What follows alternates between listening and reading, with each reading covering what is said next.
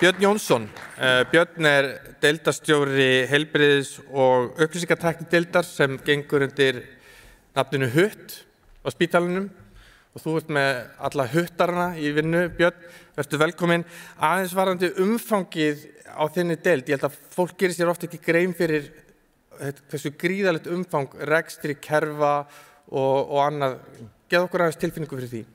Já, það er algjörlega samanlega þessu að þetta er ótrúlega stórt umhverfi sem við erum að reka og í rauninni langflóknasta og stærsta held á landinu og bara til marks það getum við nefnt það að starfsmenn okkar eru að nota yfir 300 tölvukerfi á hverjum degi.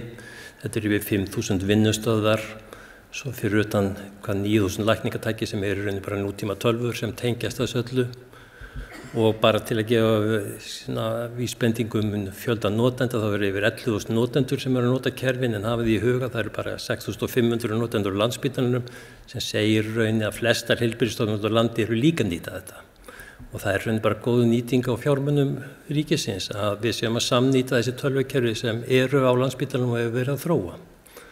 Þrátt fyrir náttúrulega þennan ofboðslega rekstur þá hafið þið samt svigrúm og hafið verið mjög öflug í nýjungum og nýsköpun ýmiss konar. Geturðu sagt okkur frá því? Já, stafræn framþróun leiðarljós okkar stefnu til næsta ár og hefur verið býsna lengi og bara til marks það að þá hefur mikil áhersla verið sérstaklega á klínísku starfsemina. Bara sjúkraskrá Landspítalans, hún samastendur af yfir 100 tölvukerfum og það segir sig sjálft að okkar klíníska starfsfólk á enga möguleika á að fara inn í öll þau kerfi ef þau ætla að fá upplýsingar sína sjúklinga. Og því tókum við fyrir allmörgum árum þá leið að búa til það sem við kallum heilsugátt sem liggur ofan á öll þessu kerfum og gefur þá starfsfólki möguleika að vinna með öll þessu gögn sem undirliggjandi og hefur breytt býsna miklu. Þetta er eitt dæmi af því sem hefur skipt miklu en það eru fjölmörg önnur. Síðan erum við að gera ansi margt á öðrum sviðum. Það má segja að áherslurnar síðustu árin hafi verið á starfsemina, á klínísku starfsemina. Hvernig getum við stutt sem best við klínískt starfsfólk svo að það geti sinnt sínu starfi og stutt þannig við sjúklingana. Við erum aðeins að breyta fókus núna þessi misserinn. Nú er áherslan á sjúklingin.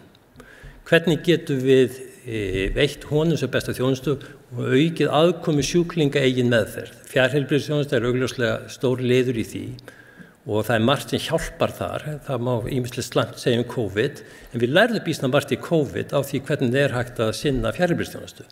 Við þróuðum margar lausnir sem munu nýtast okkur í framhaldi. Fólk er orðið betur vant að nota heilsuver og önnur tól, þannig að jarðvegurinn er orðið miklu frjórri en það var og við eigum margar lausnir til þess. Mér langar að nefna eina lausn í því sambandi. Nú erum við á Landspítalanum að þróa svokallað sjúklinga-app.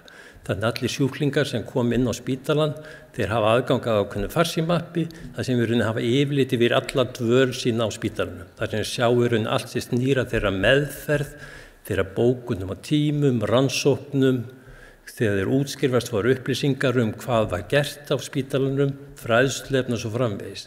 Því til viðbótar munu þeir geta haft samstarf og samvinnu við starfsfólk á spítalanum í gegnum þetta, panta mat og svo framvegis. Við erum þegar búin að innleiða þetta á nokkra deildir og markmiðið er að búin að innleiða þetta á allan spítalan fyrir lok árs.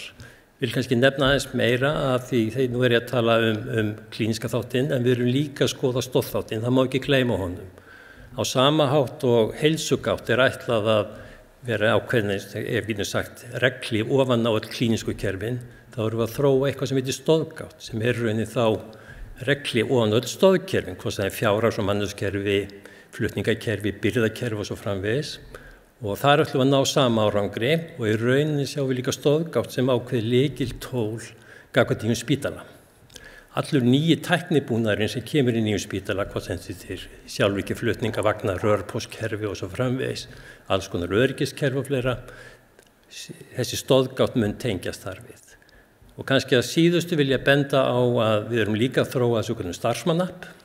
Þannig að ég gerir ráð fyrir því að það gildi bæði fyrir klínískt starfsfólk og almennt starfsfólk. Á svona innan 2 ára mun ég segja, jafnvel 1 árs, þá verður þetta orðið svolítið lykiltól sem þeir verði með í símanum. Þannig að það er að býsna mörg að taka. Og þá bara örstutt að lokum vegna þess að framtíðin er svo spennandi í einu stafræna heimi. Hvernig sérðu næstu misserið ár fyrir þér? Við erum að fara inn á nýjan spítala, það eru spennandi tímar framöndan. Gríðarlega spennandi tímar og Spítalinn á við ákveðna erfiðleika að stríða núna, manneklu og fleira, og ég held að upplýsingatæknin og betri nýting hennar sé einna lykilþáttum þar og sjúkraskrám sem dæmis tekið. Ég held að sé alveg gríðarleg tækifæri þar með því að nýta gervigreind, regluvélar og í rauninni öll þessi undirliggjandi gögn til að aðstoða við meðferð, mæla til með meðferð, koma með tillögur að meðferð og fleira. Ég held að þetta bæði að spara vinnu og veita betri þjónustu. Og í rauninni gagnvart nýja spítalanum þá hann ekki bara hús, heldur hann umgjörð utan starfsemi. Og ef þessi starfsemi á að virka vel inn í spítala þá kallar þetta á góða verkferla, skilvirka, og þeir verði ekki skilvirkin nema við nýtum upplýsingatækni og þessi tækni búin að þessu besta hátt. Þannig að það eru gríðarlega tækifæri um þetta. Takk hérlega, gefið þið Birni gott klapp.